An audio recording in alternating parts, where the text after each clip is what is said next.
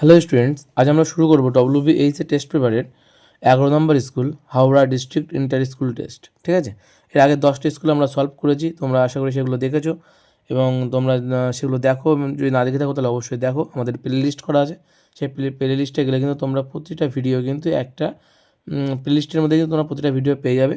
আগে যে মোট 10টা স্কুল এবং এটা ধরে 11টা স্কুল সব কটা তোমরা ওখানে পেয়ে যাবে। এবং আমরা এবিটিএ কিছু সলভ করেছি, সেগুলোও তোমরা ওখানে পেয়ে যাবে। যদি কারো না করা থাকে তোমরা দেখে নিতে পারো। আর তোমরা যারা এখনও এই চ্যানেলটা সাবস্ক্রাইব করোনি অবশ্যই করবে। লাইক, কমেন্ট, যদি কোনো প্রশ্নের অসুবিধা হয় বা যদি পুরোটা দেখা কমপ্লিট হয়ে যায় তো অবশ্যই লিখবে ডান। ঠিক আছে, DONE লিখে দেবে। ঠিক আছে, কমেন্টে। আর যদি কোনো সমস্যা থাকে, যদি কোনো জিজ্ঞাসা থাকে, যদি কোনো বলার থাকে অবশ্যই কমেন্টে অবশ্যই জানাবে আমাকে। ঠিক আছে, তো চলো শুরু করি আজকের Howrah district inter school test. ঠিক আছে, প্রথম স্কুল কী বলছে, সৌরকোষ তৈরি করতে ব্যবহৃত হয় কি? আমরা সবাই জানি সৌরকোষ তৈরি করতে সিলিকন ব্যবহার করা হয়, আর সিলিকন এক প্রকার অর্ধপরিবাহী। বলছি NTP-তে কোনো গ্যাসের আয়তন 5 লিটার হলে গ্যাসটির মোল সংখ্যা কত হবে? চলো দেখে নাও উত্তরটা কী হবে। দেখো, 22.4 লিটার কোনো গ্যাসের আয়তন কী হয়, তার মানে সেটা কিন্তু 22.4 লিটার কোনো গ্যাসের আয়তন, তার মানে কিন্তু সেটার মোল সংখ্যা কত হয়? 1 মোল। তার মোল কত হবে? 1 মোল, তাই তো? যে কোনো গ্যাস হতে পারে, 22.4 লিটার যে কোনো গ্যাস মানেই মোল সংখ্যা হিসাব করলে 1 মোলের সমান হয়। তাহলে 1 লিটারের জন্য কত হবে? 1/22.4 মোল, তাই তো? আর 5 লিটারের জন্য কত হবে? তাহলে 5/22.4 এত মোল। এটাকে ক্যালকুলেশন করলে বেরিয়ে যাবে আমাদের উত্তর কত। তাই তো, কত কত আছে বলো? 5, উপরে হবে 5 আর তলায় হবে কত? তলায় হবে তোমাদের 22.4, তাই তো? তলায় কত হবে? তলায় হবে 22.4। তো 22.4 22.4 ভাগ করলে তোমাদের আসবে কত আসবে তোমাদের? দেখে দিই, তোমাদের উত্তর আসবে হচ্ছে 2.232 ইন্টু 10⁻⁻1। অর্থাৎ তোমাদের এখানে অপশানে কী আছে? অপশানে 0.22। ঠিকই আছে, দেখো এখানে 10⁻⁻1 মানে কত? 10, তাই তো? 1/10, এটাকে আমরা 1/10 লিখতে পারি, তখন 8 ঘর আগে চলে যাবে, 0.22 এত মোল হবে। ঠিক আছে, এটা হচ্ছে আমাদের উত্তর, কিন্তু 0.22 মোল হবে। দেখো আমাদের অপশান সিতে আছে বলছে 144 গ্রাম H2 উৎপন্ন করতে কত গ্রাম H2 প্রয়োজন? 144 গ্রাম H2O উৎপন্ন করতে কত গ্রাম হাইড্রোজেন প্রয়োজন? দেখে না উত্তরটা কী হবে। আমরা জানি জল তৈরি হয় কী দিয়ে? হাইড্রোজেন এবং অক্সিজেন তৈরি হয় কি? H2O। জল তৈরি হয়, এটা একটা 2 হবে, এটা একটা 2 হবে। 2H2 + O2 = H2O। এবার আমরা যদি দেখি এটা কত হবে? 2 × 2 × 1, তার মানে কত হবে? 2 × 4 গ্রাম। আর এখানে জল কতটা তৈরি হচ্ছে? বাইরে 2 থাকবে, ভেতরে কত হবে? 2 × 1 + 16 মানে 18 × 36 গ্রাম, তাই তো? মানে আমাদের 36 গ্রাম কতগুলো চাই? 40 গ্রাম H2 উৎপন্ন করতে। ওকে, তাহলে আমরা লিখতে পারি 36 গ্রাম H2O উৎপন্ন করতে আমাদের 4 গ্রাম কিন্তু হাইড্রোজেন প্রয়োজন হচ্ছে, তাই না? কতটা হাইড্রোজেন প্রয়োজন হচ্ছে? 4 গ্রাম হাইড্রোজেন প্রয়োজন। তাহলে আমাদের বলেছে কত গ্রামের জন্য? 144 গ্রাম। তাহলে 1 গ্রাম H2O মানে 1 গ্রাম মানে কত? 1 গ্রাম H2O মানে কিন্তু তাহলে 4 বাই কত? 36 এত গ্রাম H2, তাই তো? আর আমাদের বের করতে হবে কত গ্রামের জন্য? আমাদের বের করতে হবে কিন্তু 144 গ্রামের জন্য। 144 গ্রাম H2O মানে তাহলে 4/36 ইন্টু কত? 144। 36 কাটাকাটি করলে 4 ছক 24, 36 36 কাটাকাটি করলে তোমার 4 36 কত? 3 3 4 12 13 14, হ্যাঁ হচ্ছে 4 36 144 হয়, মানে 4 4 16 গ্রাম H2। তাহলে কতটা H2 প্রয়োজন হচ্ছে? 16 গ্রাম প্রয়োজন হচ্ছে। উত্তর কত আছে আমাদের? 16 গ্রাম উত্তর কিন্তু। ঠিক আছে, তাপ পরিবাহিতা সবচেয়ে বেশি কার? দেখো তাপ পরিবাহিতা সবচেয়ে বেশি হচ্ছে এর মধ্যে সোনার, কিন্তু তাপ পরিবাহিতা সবচেয়ে বেশি।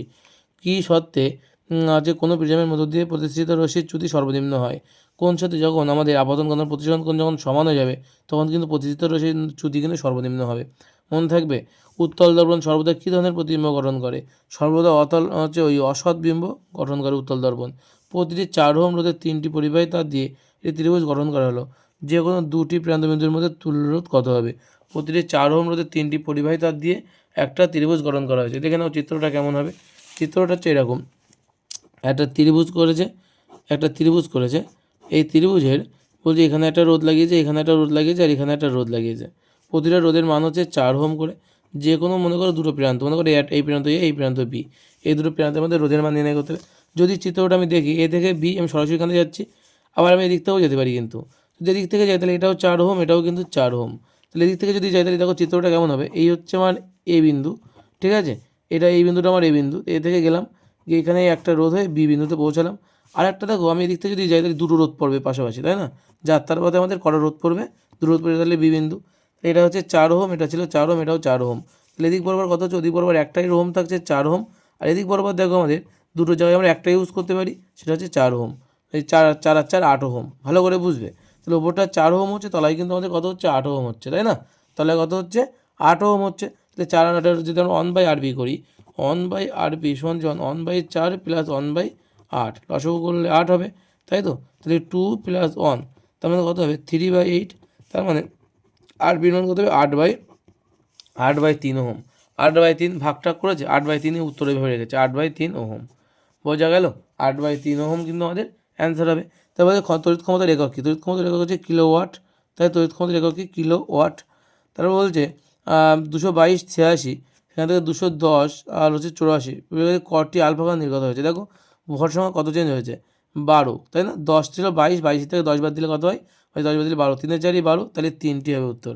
বোঝা গেল কী করলাম, কারণ আমরা জানি আলফা মানেই কিন্তু তার পাওয়া হচ্ছে ভর সংখ্যা 4 আর প্রোটন সংখ্যা 2, তাহলে ভর সংখ্যা 4 মানে কবার আলফা কণা নির্গত হলে ভর সংখ্যা 4, প্রথমে একটা আলফা নির্গত হলো ভর সংখ্যা 4 কমলো, পরে আরেকটা আলফা নির্গত হলো ভর সংখ্যা আরও 4 কমলো, পরে আরেকটা আলফা নির্গত হলো ভর সংখ্যা আরও 4 কমলো, কমে কিন্তু 210 এসছে।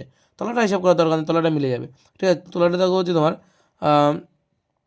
তলাটা হিসাব করার দরকার নেই, আলফা কটি আলফা কণা নির্গত হয়েছে, আমাদের আলফা কণা কিন্তু 3টি নির্গত হয়েছে।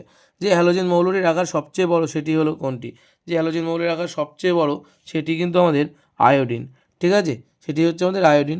কোনটির ক্ষেত্রে অষ্টক সূত্র প্রযোজ্য, কোনটির ক্ষেত্রে অ্যামোনিয়ার ক্ষেত্রে অষ্টক সূত্র, আমরা এই প্রশ্নটা পরের দিকে আবার একবার আছে, অ্যামোনিয়ার লুইস ডট চিত্র রাখতে বলবে। এবং কোনটির ক্ষেত্রে অষ্টক সূত্র প্রযোজ্য, NH3। অ্যানোড তড়িৎদ্বারে কোন আয়ন তড়িৎমুক্ত হয়, অ্যানায়ন, ঠিক আছে, মনে থাকবে কী হয়, অ্যানায়ন। নেক্সট কোশ্চেন দেখো কী বলছে, নেক্সট কোশ্চেন বলছে যে আম্লিক পদ্ধতিতে আম্লিক ও বিজারণ পদ্ধতি ধর্ম বর্তমানে রূপ একটা গ্যাস কী, রূপের গ্যাস হচ্ছে H2S। বলছে থার্মিট পদ্ধতিতে কোন ধাতু নিষ্কাশন করা হয়, থার্মিট পদ্ধতিতে লোহাকে নিষ্কাশন করা হয়, ঠিক আছে। CH3 বন্ড C ও ডবল বন্ড O আছে ওপরের পাশে CH3, যোগের কার্যকরী গ্রুপ কোনটি, কিটোন, বোঝা যাচ্ছে কী হবে, কিটোন হবে।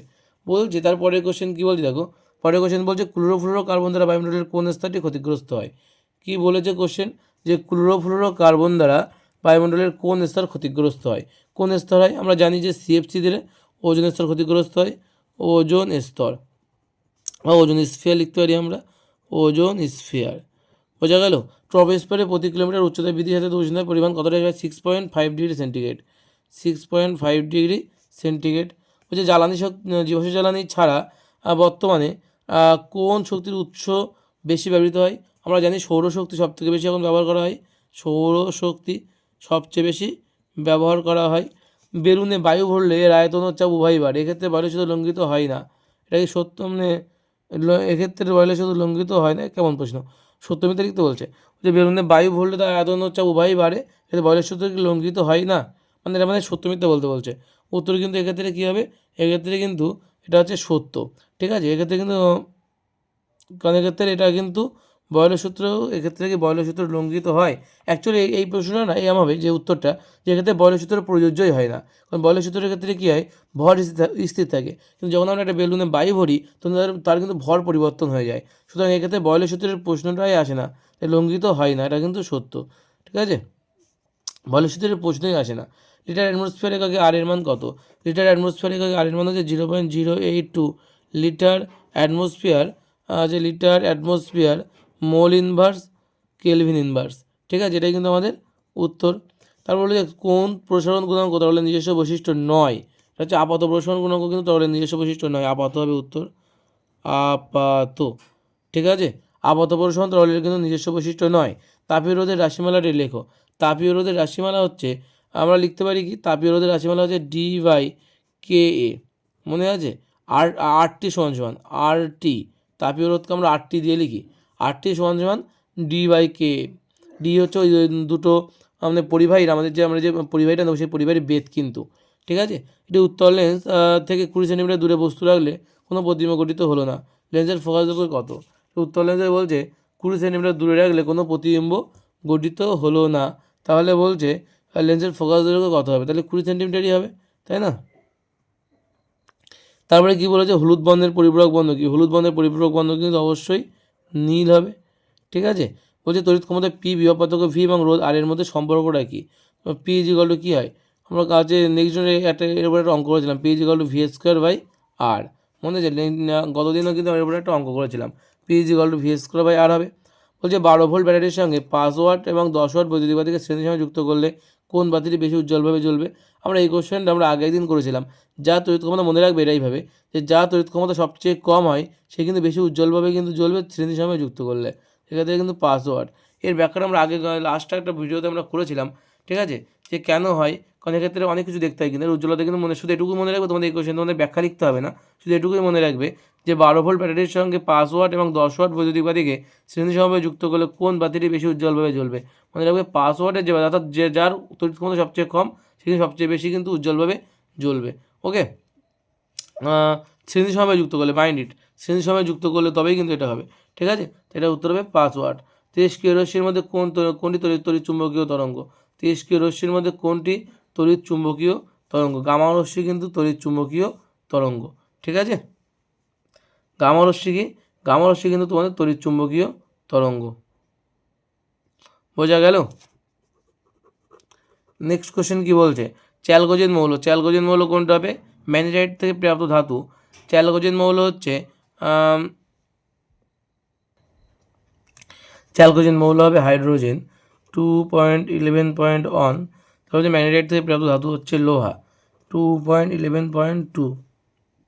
তীব্র তড়িৎ মৌল ফ্লুরিন 2.11.3, 2.11.3। আর একটা বলেছে কি, কার্বন পদ্ধতিতে নিষ্কাশিত ধাতু হচ্ছে জিঙ্ক 2.11.4। তারপরে কি বলেছে দেখো, যে CaO-তে কী ধরনের রাসায়নিক বন্ধন বর্তমান? CaO-তে কী ধরনের রাসায়নিক বন্ধন বর্তমান? ক্যালসিয়াম অক্সাইডে। তাহলে CaO-তে কী ধরনের রাসায়নিক বন্ধন বর্তমান? তবে তড়িৎযোজী, তড়িৎযোজী। ওকে, বলছে H+ এবং Al3+ আয়ন দুটির মধ্যে কোনটি আগে ক্যাথোডে মুক্ত হবে? মুক্ত হবে Al3+। হচ্ছে নিম্নলিখিত কোনটি মৃদু তড়িৎ বিশ্লেষ্য? NH4OH। পিতলের চামচে, বলছে কি বলছে পরের কোশ্চেন, পিতলের চামচের ওপর সিলভারের তড়িৎলিপনে অ্যানোড হিসেবে কী ব্যবহার করা হবে? সিলভার ব্যবহার করা হয়, যার তড়িৎলিপন দিতে হয় সেটাই কিন্তু সিলভার হিসেবে ব্যবহার করা হয়। নেক্সট কোশ্চেন কি বলছে, দুটি ধাতুর নাম লেখো যা অম্লরাজে দ্রবীভূত হয়। দুটি ধাতুর নাম লেখো যা হচ্ছে অম্লরাজে দ্রবীভূত হয়। একটা হবে AU বা সোনা, গোল্ড, আর একটা কথা হবে প্ল্যাটিনাম, PT। তারপর বলেছে শূন্যস্থানে পূরণ করো 2NH3+3Cu বিক্রিয়া করলে এখানে কী তৈরি করবে? Dash plus H2O plus 3C, উত্তর তৈরি হবে এখানে N2 তৈরি করবে। সমতাবিধান করলেই বোঝা যাচ্ছে। এটি অম্লিক বিকালকের উদাহরণ দাও। এটি অম্লিক বিকালক হচ্ছে তোমার SiO2, ঠিক আছে, SiO2। বলছে CH3CH2CH2OS, এর রূপক নাম কী হবে? এর রূপক নাম হচ্ছে প্রোপান অন অল। কী নাম হবে? প্রোপান অন অল, প্রোপান অন অল। যে কার্বক্সিলিক অ্যাসিডের সঙ্গে অ্যালকোহলের বিক্রিয়ায় কোন যৌগ উৎপন্ন হয়? উত্তর হবে এস্টার, সরিটায় আকার র, এস্টার। যে PVC এর মনোমারের নাম হচ্ছে কি? Vinyl chloride, vinyl chloride, vinyl chloride, ঠিক আছে। এই হচ্ছে তোমাদের গেল বিভাগ আছে ক্ষয়ের প্রশ্ন। এবার বিভাগ গয়ের প্রশ্ন দেখে নাও। বলছে ওজোন সৃষ্টির জন্য দায়ী দুটি যৌগের নাম বলো। তো আমরা জানি একটা হচ্ছে CFC হবে আর একটা হবে NO, ঠিক আছে। বয়লের সূত্র অনুসারে আমরা যদি দেখি, বয়লের সূত্র অনুসারে বলছে PV লেখচিত্র কেমন হবে। তা বয়লের সূত্র অনুসারে PV লেখচিত্র কেমন হবে দেখে নাও। আমরা জানি যে PV লেখচিত্র, যে বয়লের সূত্র অনুসারে PV বনাম P লেখচিত্র কী প্রকৃতির হবে। তো দেখে না, এটা অবশ্যই মনে রাখবে, এটা হচ্ছে পি অক্ষের সমান্তরাল। এই যে এটা কেমন হবে? পি অক্ষের সমান্তরাল। গ্রাফটা দেখে নাও কেমন হবে। এই যে হচ্ছে গ্রাফ হবে, এদিক বরাবর পিভি যাবে, ঠিক আছে, এদিক বরাবর কী যাবে? পি যাবে। গ্রাফটা এই বরাবর হবে, ভুল বললাম, গ্রাফটা কিন্তু এই বরাবর হবে, পি অক্ষের সমান্তরাল, ঠিক আছে। গ্রাফটা কিন্তু এই বরাবর হবে, এটা নয়, মাঝখান দিয়ে নয়, এটা বরাবর। এখানে যদি পি এর জায়গায় যদি ভি থাকে তাহলেও গ্রাফটা কিন্তু এই দিক বরাবরই যাবে, অর্থাৎ এক্স অক্ষ বরাবর যে অক্ষ থাকবে তার সঙ্গে কিন্তু সমান্তরাল হবে। বোঝা গেল কি বললাম? তারপরে কি বলেছে দেখো, তারপরে কোশ্চেন বলেছে যে STPতে কোনো গ্যাসের আয়তন 52 সেন্টিমিটার কিউব, হলো অপরিবর্তিত উষ্ণতা। মাইন্ড ইট, অপরিবর্তিত উষ্ণতা মানে কিন্তু বয়লের সূত্র অ্যাপ্লাই করতে হবে। 104 সেন্টিমিটার এইচজি চাপে এই গ্যাসটির আয়তন কত হবে দেখে নাও। আমরা জানি বয়লের সূত্র অনুসারে কি জানি আমরা, P1 V1 = P2 V2। এখন আমাদের বলছে এসটিপিতে, মনে রাখবে এসটিপি মানে সেখানে কিন্তু একটা চাপ এবং উষ্ণতা বলে দেওয়া থাকে। সেক্ষেত্রে চাপের মান কত হয়, সেক্ষেত্রে চাপের মান হয় হচ্ছে 76 সেন্টিমিটার এইচজি চাপ, ঠিক আছে। আর আমাদের সেখানে টি এর মান কত হয় 0 ডিগ্রি সেন্টিগ্রেড বা 273 কেলভিন। এসটিপি মানেই কিন্তু এই দুটো মান কিন্তু বলে দেওয়া থাকবে, এসটিপি বলা মানেই কিন্তু এই দুটো মান বলে দেওয়া। আর ভি এর মান কত বলেছে 52 সেন্টিমিটার কিউব। তাহলে V2 মান বের করতে গেলে কী করতে হবে আমাদের, তাহলে P1 V1 by P2, P1 এর মান কত 76, V1 এর মান কত 52, হচ্ছে এখানে হবে কত বের করতে হবে কি আমাদের এখানে গ্যাসটার আয়তন কত, তাই তো, হ্যাঁ। আর P2 মান কত বলেছে, P2 মান বলেছে 104, কাটাকাটি করো 52 × 104, 2 থেকে 76 কাটাকাটি করলে 38, তাহলে 38 সেন্টিমিটার কিউব কিন্তু আমাদের উত্তর হবে, ঠিক আছে। তারপরে কী বলেছে দেখো, যে কোনো একটি মাধ্যমের প্রতিসরাঙ্ক আলো তরঙ্গদৈর্ঘ্যের উপর কীভাবে নির্ভর করে, তাই তো। তো উত্তর কী হবে, বিজ্ঞানী কোশির সূত্র অনুসারে আমরা কী জানি যে প্রতিসরাঙ্ক = a + b / ল্যামডা স্কোয়ার, সেখানে a আর b দুটোই কিন্তু কনস্ট্যান্ট, তাই তো। তাহলে এখানে কী বুঝতে পারছি, এই কথা থেকে বলা যাচ্ছে যে তরঙ্গদৈর্ঘ্য বাড়লে মাধ্যমের প্রতিসরাঙ্ক কিন্তু কমে যায়, তরঙ্গদৈর্ঘ্য বাড়লে মাধ্যমের প্রতিসরাঙ্ক কিন্তু অবশ্যই কমে যাবে, ঠিক আছে, বোঝা গেল আশা করি। তারপরে দেখো কী বলেছে প্রশ্ন, তারপরে বলেছে যে গাড়ির হেডলাইটে কী ধরনের দর্পণ ব্যবহার করা হয়। গাড়ির হেডলাইটে কী ধরনের দর্পণ, আমরা জানি যে গাড়ির হেডলাইটে আমরা কী দর্পণ ব্যবহার করি, গাড়ির হেডলাইটে আমরা ব্যবহার করি হচ্ছে মানে অধিবৃত্তীয় দর্পণ। আমরা গাড়ির হেডলাইটে কী দর্পণ ব্যবহার করি, অধিবৃত্তীয় দর্পণ। তো দেখে নাও উত্তরটা কী হবে, অধিবৃত্তীয় দর্পণ আমরা ব্যবহার করার ফল, এবং বলছে কেন ব্যবহার করা অধিবৃত্তীয় দর্পণ, এই হচ্ছে তোমাদের অ্যান্সার। দেখে নাও কেন আমরা অধিবৃত্তীয় দর্পণ ব্যবহার করব। এই যে দেওয়া আছে যে প্রতিফলক রূপে মোটর গাড়ি হেডলাইট, টর্চ লাইট অথবা সার্চ লাইটে প্রতিফলক হিসেবে ব্যবহৃত দর্পণ হিসেবে যা অধিবৃত্তীয় দর্পণ ব্যবহার করা হয়, অবতল দর্পণের একটা বিশেষ রূপ যার নাম অধিবৃত্তীয় দর্পণ। তুমি যদি অবতল দর্পণ লেখো তাও হবে, যদি অধিবৃত্তীয় দর্পণ লেখো তাও কিন্তু হবে, ঠিক আছে। এবার কেন ব্যবহার করবো এখানে পুরো ব্যাখ্যাটা করে দেওয়া আছে এই পর্যন্ত, এটা কিন্তু ভালো করে দেখবে, পুরোটা কিন্তু লিখতে হবে, কেন যেহেতু বলেছে তাই পুরোটা কিন্তু লিখতে হবে, আশা করি বোঝা গেল। নেক্সট কোশ্চেন কী বলছি দেখো, নেক্সট কোশ্চেন বলছে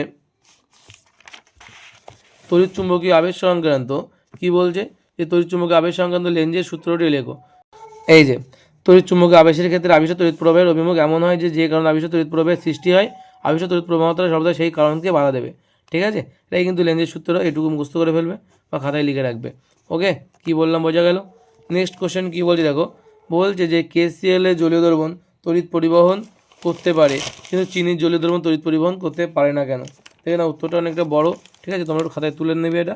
বলছে KCl এ জলীয় দ্রবণ তড়িৎ পরিবহন করতে পারে কারণ এটি একটি আয়নীয় যৌগ, জলে দ্রবীভূত হলে KCl বিয়োজিত হয়ে মুক্তভাবে চলাচলকারী K+ এবং Cl- আয়ন তৈরি করে।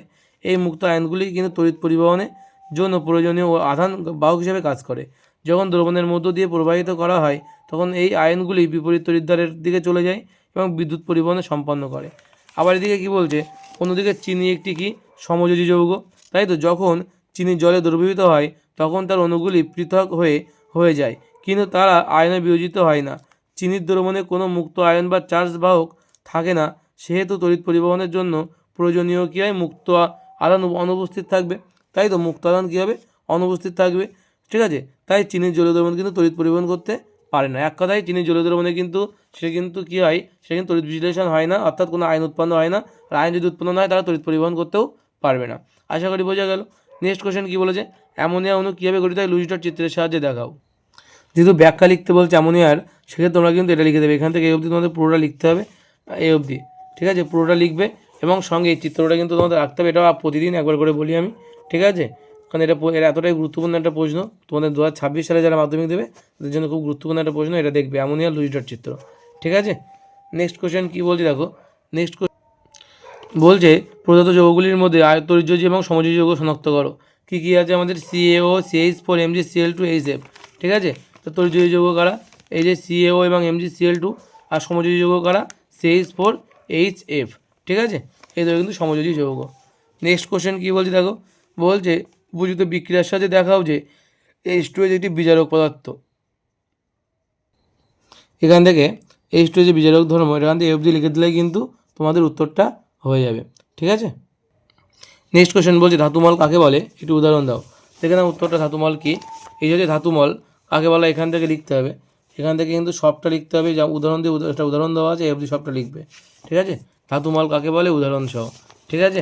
নেক্সট কোশ্চেন কী বলছে দেখো, নেক্সট কোশ্চেন বলছে যে অ্যালনিকো ধাতু সংকরের উপাদান এবং ব্যবহার লেখো। এই অ্যালনিকো ধাতু সংকর এর কিন্তু লোহা, নিকেল, অ্যালুমিনিয়াম, কোবাল্ট কতটা কী আছে লেখা আছে এবং ব্যবহার লেখা আছে, এটা কিন্তু মুখস্থ করবে, ঠিক আছে। নেক্সট কোশ্চেন কী বলছে যে কীভাবে পরিবর্তন সম্পন্ন করবে, ইথানল থেকে ইথিলিন তৈরি করতে হবে। দেখে নাও, ইথানল থেকে ইথিলিন হচ্ছে এই যে এই বিক্রিয়াটা, এই যে সোডিয়ামের সঙ্গে যে বিক্রিয়াটা হচ্ছে, ইথানল থেকে কী হচ্ছে ইথিলিন এটা হচ্ছে বিক্রিয়া, নিরুদন বিক্রিয়াটা 170°C উষ্ণতা থেকে এখান থেকে অবধি লিখবে, ঠিক আছে। এটাই কিন্তু তোমার নিরুদন বিক্রিয়া যেটা, সেটাই কিন্তু ইথিলিন থেকে ইথিল মানে ইথাইল অ্যালকোহলের নামই কিন্তু ইথানল, ইথানল থেকে কিন্তু ইথিলিন তৈরি হচ্ছে, ঠিক আছে। এই বিক্রিয়াটা কিন্তু লিখতে হবে। তারপরে কোশ্চেন বলছে কি বলছে যে H3 এর মধ্যে হাইড্রোজেন দিলে এবং কি দিলে H2 হচ্ছে C CH2 উৎপন্ন হবে।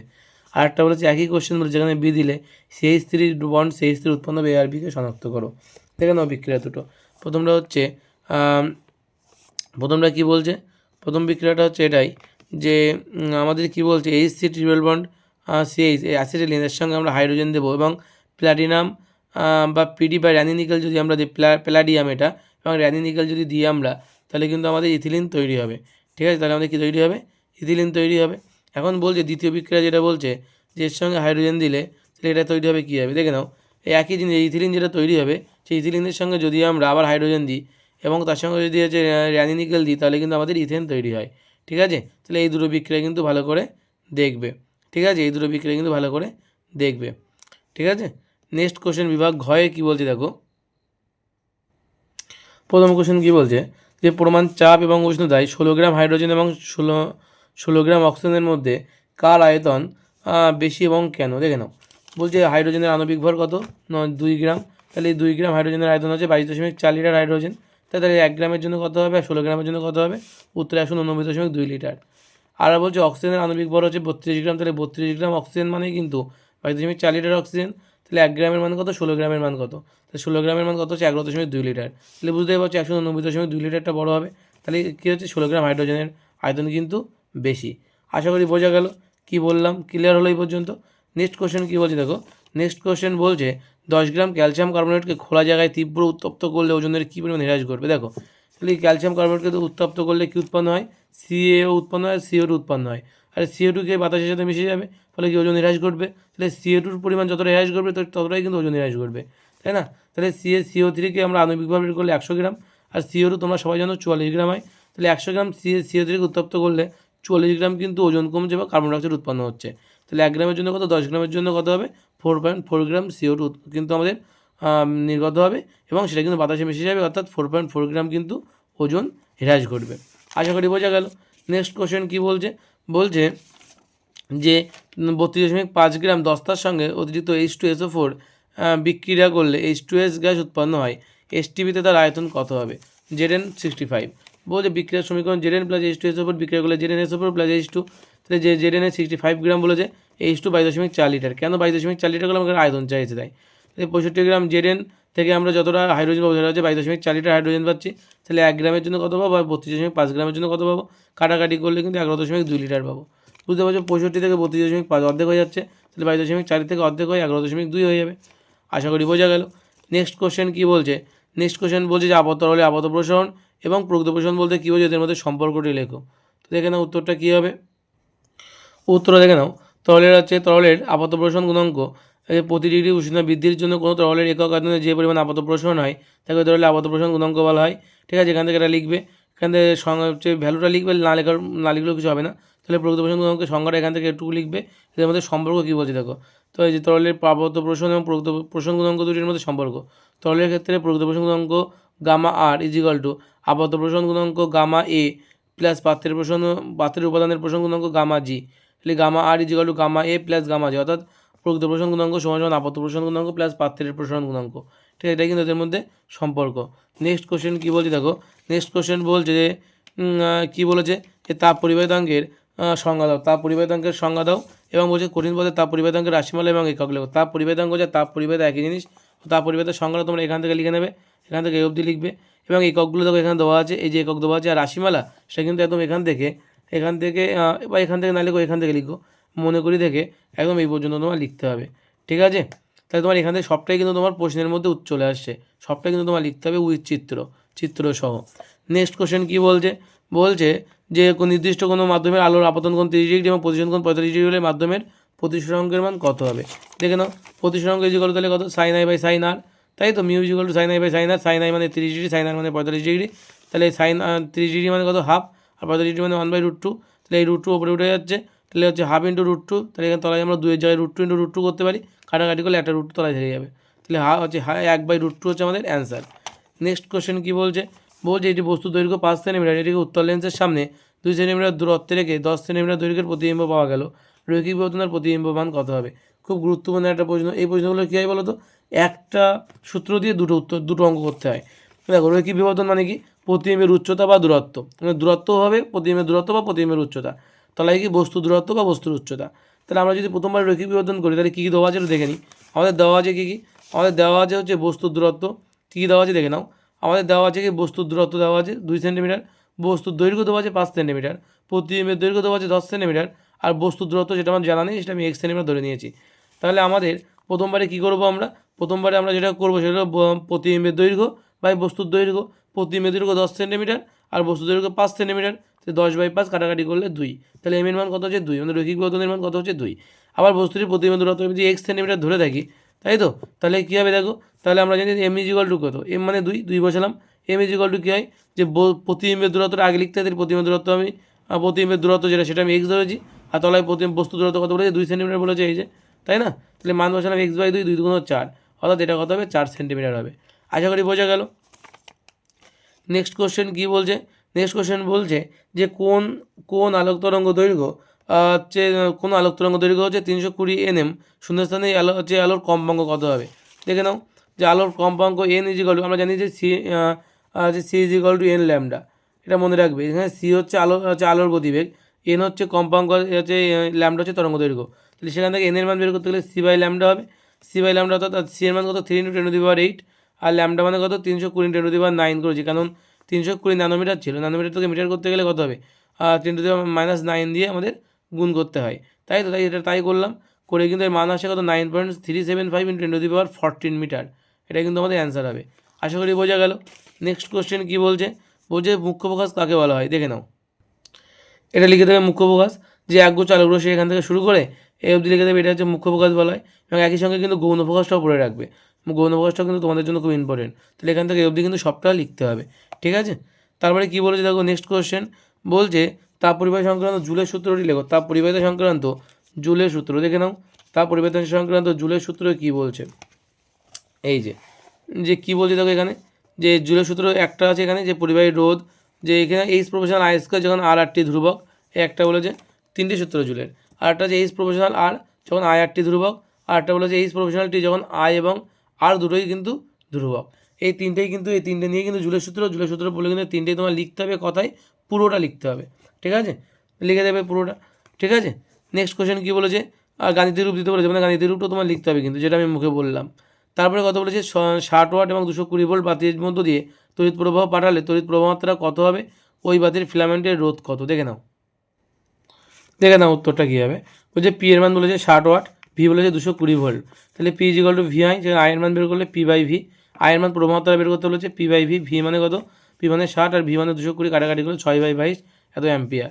আর বলছে ফিলামেন্টের রোধ কত, আমরা জানি ভি ইজিক্যাল টু আই আর, তাই তো, তাহলে আর ইজিক্যাল কত হবে ভি বাই আই, ভি এর মান কত 220/6 × 6/22, আই এর মান বসালাম যা ছিল সেটাই বসিয়ে দিলাম, এটা উল্টে যাবে, 220 × 22/6, 220 × 22/6, এটা পুরোটা মান কত আসবে 806.6 এত ওহম, ঠিক আছে, এটা কিন্তু আমাদের অ্যান্সার হবে।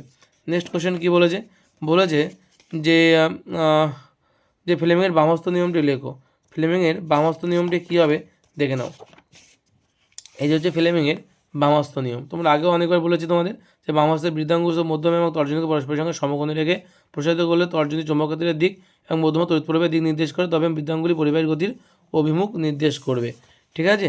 তারপরে কোশ্চেন কী বলেছে একই সঙ্গে দেখো, হচ্ছে বালুর চক্রের ক্ষেত্রে ঘূর্ণন কী কী বিষয়ের উপর নির্ভর করে, দেখে নাও। এটা তোমাদের উত্তর হবে যে বালুর চক্রের ঘূর্ণন বেগের নির্ভরতা আর একটা বালুর চক্রের ঘূর্ণন অভিমুখের নির্ভরতা, এই দুটো জিনিসের উপর কিন্তু নির্ভর করে। এটা ভালো করে পড়ে নেবে, এই জিনিসটা লিখলে কিন্তু হয়ে যাবে। আশা করি বুঝতে পেরেছো। নেক্সট কোশ্চেন দেখো কী বলছে। নেক্সট কোশ্চেন বলছে যে একটা কী দেওয়া আছে আমাদের, যে এক্স তা থেকে আলফা বিয়োগ যাচ্ছে, তাই তো। ওয়াই পাবো, ওয়াই থেকে বিটা আছে, তারপর জেড, জেড থেকে আলফা বাদ দিলে এম, এম থেকে গামা বাদ দিলে 272/69 এফ পাবো আমরা। তাহলে বিক্রিয়া এক্সের পারমাণবিক সংখ্যা এবং ভর সংখ্যা কত হবে নির্ণয় করো। দেখে নাও। তাহলে এটা উল্টো দিক থেকে আসো। উল্টো দিক থেকে যদি আমরা আসি, ফ্লোরিনের 272/69 আছে, গামা নির্গত হওয়া মানে কি কোনো রকম চেঞ্জ হবে না। তাহলে এম এর যে এমটা কথা 200, ভর সংখ্যা হবে 272, পারমাণবিক সংখ্যা 69 হবে। এবার আলফা বিয়োগ করতে বলছে, তাহলে কোনো কিছু থেকে আলফা বিয়োগ করে এটা হবে, তার মানে কি এর সঙ্গে আলফা, এটার সঙ্গে আলফা যোগ করতে হবে। তাহলে 272 সঙ্গে 4 যোগ করলে 76, 69 সঙ্গে 2 যোগ করলে 71। তারপরে কত বলছে, এই যে 276 পেলাম, এর সঙ্গে বিটা, আর এই যে যেটা পেলাম, এই জেডের যে মানটা পেলাম, এই মানটা থেকে বিটা যদি আমরা বিয়োগ করি, তাহলে বিটার ক্ষেত্রে মনে রাখবে যে হচ্ছে ভর সংখ্যার কোনো চেঞ্জ হয় না, তাই 176 ছিল 176 থাকবে। কিন্তু বিটার ক্ষেত্রে যেই প্রোটন পারমাণবিক সংখ্যা কিন্তু একবারে, তাহলে এক বেড়ে গেলো 72, ঠিক আছে, 71 ছিল 72 হলো। এখান থেকে আবার আলফা বিয়োগ হচ্ছে, তার মানে এখানে 4 আবার যোগ হবে, তাহলে 180 হচ্ছে, তাহলে আবার 2 যোগ হবে 74 হচ্ছে। তাহলে বলছে এক্স জেড যার পারমাণবিক সংখ্যা কত হচ্ছে, তাহলে 180, আর ভর সংখ্যা কত হচ্ছে, পারমাণবিক সংখ্যা হচ্ছে 74, আর ভর সংখ্যা হচ্ছে 180 কিন্তু। আশা করি বোঝা গেল। ভর সংখ্যা কত হবে, 180 হবে। ওকে, তো দেখে নাও নেক্সট কোশ্চেন কী বলছে। বলছে আয়নায়ন বিভব বলতে কী বোঝো, শ্রেণী বরাবরের পরিবর্তনটা লেখো। দেখে নাও উত্তর কী হবে। দেখো আয়নাইজেশন শক্তি কী জিনিস, এখান থেকে এই অবধি সবটা লিখবে, ঠিক আছে। এই সবটা কিন্তু তোমার লিখতে হবে, এবং শ্রেণী বরাবর যে পরিবর্তনটা উপর থেকে নিচের দিকে গেলে এটা কিন্তু এই আয়নাইজেশন শক্তির মান তত কিন্তু কমতে শুরু করে, ঠিক আছে। এটা কিন্তু মাথায় রাখবে, ঠিক আছে। দেখে নাও উত্তরটা ভালো করে। পরের কোশ্চেন কী বলছি দেখো, অ্যানোড মাড কী, এর থেকে কী কী পাওয়া যায়, গ্যালভানাইজেশন কাকে বলা হয়। অ্যানোড মাড যে জিনিসটা দেখে নাও, অ্যানোড মাড কী বলছে, এই হচ্ছে অ্যানোড মাড, দেখা যাচ্ছে এই হচ্ছে অ্যানোড মাড কাকে বলা হয়, অ্যানোড মাডকে গুরুত্ব কী। উত্তরটা দেখে নাও, উত্তরটা হচ্ছে এই পাশে। অ্যানোড মাড কী বলছে, অ্যানোড মাড এখান থেকে এই অবধি সবটা কিন্তু লিখবে অ্যানোড মাড, ঠিক আছে, এবং এর গুরুত্বটা কি এখান থেকে লিখে নেবে, ঠিক আছে। এই যে গোল্ড, সিলভার, প্ল্যাটিনাম ইত্যাদি মূল্যবান ধাতু কিন্তু সংগ্রহ করা হয়, মানে মারাত্মক গুরুত্বপূর্ণ একটা জিনিস কিন্তু এটা, ঠিক আছে। তারপরে কি বলেছে দেখো, তারপরে বলেছে যে সমীকরণ এবং সত্যসহ কী লিখতে বলছে, সমীকরণ এবং সত্যসহ H2S গ্যাসের প্রস্তুতির নীতি লিখতে বলছে। দেখে নাও H2S গ্যাসের প্রস্তুতির নীতি হচ্ছে এই আছে, যে H2S গ্যাস হাইড্রোজেন সালফাইড গ্যাসের এই যে প্রয়োজনীয় রাসায়নিক দ্রব্য, বিক্রিয়ার শত, রাসায়নিক সমীকরণ, প্রয়োজনীয় যন্ত্রপাতি পদ্ধতি, এত কিছু লেখা দরকার নেই। কী কী লিখতে বলছে দেখে নাও, এখানে লিখতে বলছে পরীক্ষাগার প্রস্তুতির নীতিটি লেখো, সমীকরণ আর সত্যসহ, অর্থাৎ তোমাদের সমীকরণ লিখতে হবে আর সত্য লিখতে হবে, ঠিক আছে। লিখে কিন্তু তোমাদের জাস্ট এই দুটো লিখতে হবে, এবং পদ্ধতি লিখতে বলেছে, নীতিটা লিখতে বলেছে, অর্থাৎ এই পদ্ধতিটা তোমার লিখে দিতে হবে কীভাবে করা হচ্ছে, ঠিক আছে। আর কিচ্ছু লেখা দরকার নেই, এগুলো লিখলে কিন্তু তোমাদের হয়ে যাবে। আশা করি বুঝতে পেরেছো। নেক্সট কোশ্চেন কী বলছি দেখো, হোমোপলিমার এবং কোপলিমার কাকে বলা হয়। হোমোপলিমার আর কোপলিমার কাকে বলে দেখে নাও, এটা তোমাদের বইতে নেই, আমি ওই জন্য আলাদা করে লিখেছি। যে হোমোপলিমার কী বলছে, হোমোপলিমার হলে এমন ধরনের পলিমার যা একই ধরনের মনোমার, মাইন্ড একই ধরনের, হোমো বলেছে না, একই ধরনের মনোমার অণু বরাবর বারবার যুক্ত হয়ে গঠিত হয়। এই ধরনের পলিমার শৃঙ্খলে শুধুমাত্র একটি প্রকারের বিল্ডিং ব্লক থাকে, ঠিক আছে, পলিথিন, পিভিসি এগুলো হচ্ছে উদাহরণ। আর কোপলিমার কোনগুলো বলছে, যে কোপলিমার হলো এমন ধরনের পলিমার দুই বা ততোধিক বিভিন্ন ধরনের মনোমার অণুগুলি একত্রিত হয়ে গঠিত হয়। এই মনোমার শৃঙ্খলে বিভিন্ন ধরনের বিল্ডিং ব্লক একটি নির্দিষ্ট বিন্যাসে বা এলোমেলোভাবে সাজানো থাকতে পারে। উদাহরণ SBR, তার ফুল নাম কি, স্টাইরিন বুটাডাইন রাবার, আর নাইলন 6,6, এটা কিন্তু এই দুটো কিন্তু আমার উদাহরণ, ঠিক আছে। নেক্সট কোশ্চেন কী বলছে দেখো, নেক্সট কোশ্চেন বলছে পরিবর্তন করো H2C ডবল বন্ড CH2 থেকে HC ট্রিপল বন্ড CH, অর্থাৎ ইথিলিন থেকে অ্যাসিটিলিন, ইথিলিন থেকে অ্যাসিটিলিন আমাদের নিয়ে যেতে হবে। দেখে নাও যে ইথিলিন আছে আমাদের, এখান থেকে যদি ব্রোমিন দিই আমরা, ইথিলিনের সঙ্গে কী দিতে বলছে, যদি আমরা ইথিলিনের সঙ্গে কী দিই, ব্রোমিন দিই, তাহলে কী হবে, H2CBr আর CH2Br হবে। তাহলে এবারে এইটা যেটা উৎপন্ন হবে তার সঙ্গে যদি 2KOH দিই এবং তাপ দিই, তাহলে কিন্তু আমাদের অ্যাসিটিলিন উৎপন্ন হবে, এবং 2KBr আর জল উৎপন্ন হবে। তাহলে এখান থেকে কিন্তু আমার অ্যাসিটিলিন উৎপন্ন হয়ে গেল। এই বিক্রিয়াগুলো সরাসরি হয় না, দুবারে করতে হচ্ছে। তারপর এটা তখন মিথেন থেকে আমাদের বের করতে বলছে অ্যাসিটিলিন, মিথেন থেকে বলেছে C2H4 উৎপন্ন করতে হবে, মিথেন থেকে ইথিলিন, ঠিক আছে। যদি দেখে নাও CH4 মিথেন আছে, তার সঙ্গে ক্লোরিন দিয়ে সূর্যালোকের সাহায্যে CH3Cl করলাম, এই Cl উৎপন্ন হলো। সেটা উৎপন্ন হলে এর সঙ্গে শুষ্কতা 2 অণু সোডিয়াম দিয়ে 2Na দিয়ে দেওয়ার পরে শুষ্কতা যোগ করলাম, যোগ করে C2H6 উৎপন্ন হলো, এবং NaCl উৎপন্ন হলো। এই C2H6 যেটা নিলাম এর সঙ্গে আবার ক্লোরিন দিলাম, দিয়ে সূর্যালোকের সঙ্গে রাখলাম, C2H5Cl উৎপন্ন হলো। এখন C2H5 সেল উৎপন্ন হয়েছে, ঠিক আছে, এই সেল উৎপন্ন হলো।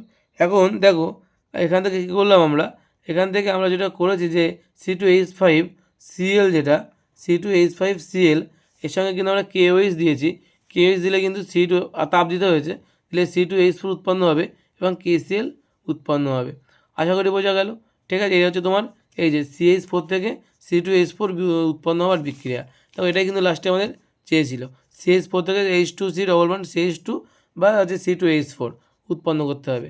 এই ছিল আমাদের আজকের স্কুল। আজকে আমরা কী করলাম, Howrah district inter school test করলাম। নেক্সট ডে আমরা করবো Bankura district inter school test. তোমরা যারা ফুল ভিডিও দেখলে তারা অবশ্যই জানাবে কেমন লাগলো, এবং নেক্সট ভিডিও খুব শীঘ্রই আসবে, তোমরা বন্ধুদের শেয়ার করবে অবশ্যই, ঠিক আছে। এবং থ্যাংক ইউ ফর ওয়াচিং।